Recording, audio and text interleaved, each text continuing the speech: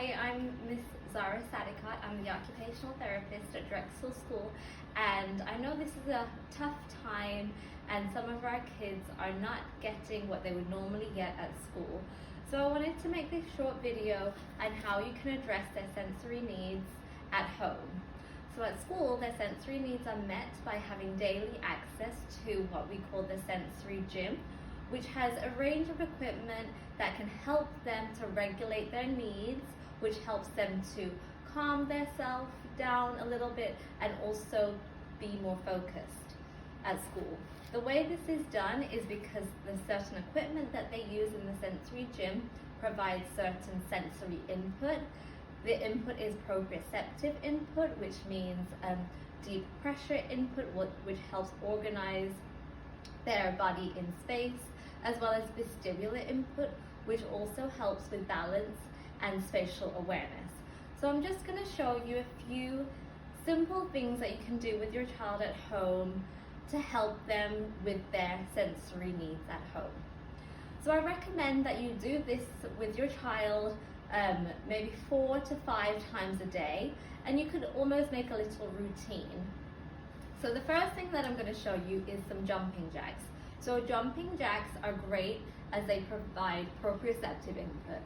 So the way we can do jumping jacks to help your child at home is by doing it with them and providing verbals such as pencil and scissors.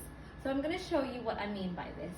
So we'll start out and you can say pencil, and we start out straight and tall like a pencil. Then we can open our arms and legs and go on to scissors. And then we'll go back to pencil, scissors, pencil, scissors, pencil.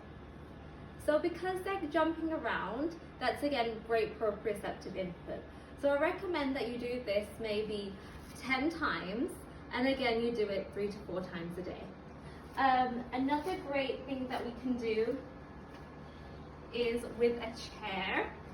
So just any kind of dining room chair is having the chair in front of them and holding onto the chair, and we're going to just jump up and down while holding the chair. So when we jump down, we're going to try and go as low as we can. So I'll demonstrate this now. So we can jump, start with bended knees at the bottom and jump as high as you can. Start with bending knees like this and jump. Bended knees and jump. Bended knees and jump. So this is great because it's providing a lot of pressure into the joints, which is often where our kiddos are receiving their sensory input. Another great thing that you could try at home is with just a simple therapy yoga ball like this. And what you could do with your child is have them sit on it. So sitting on a therapy ball is great because it provides them with some movement. So while they're maybe doing an assignment or some work on a table, they could gently be bouncing on the ball just like this, or rolling around on the ball like this. And this provides great input because it helps them with their core, and it's kind of working their core, which has been proven to help attention and focus at school. So a lot of your kids do actually have access to a ball like this in their classroom that they can use if they need some sensory input. Another great way we can use the ball to help with sensory input is by doing something that we call vestibular input. So the way that we can do this is having your child sit on the ball, then while holding the ball, moving their body forward, leaning back all the way over to the ball. So a lot of our kids love this and being in the position like that because it provides them with vestibular input. So you could again repeat this a couple of times a day and maybe do 10 back and forth like that. And maybe when their head is all the way back, count up to 5 and have them hold that there for 5 seconds.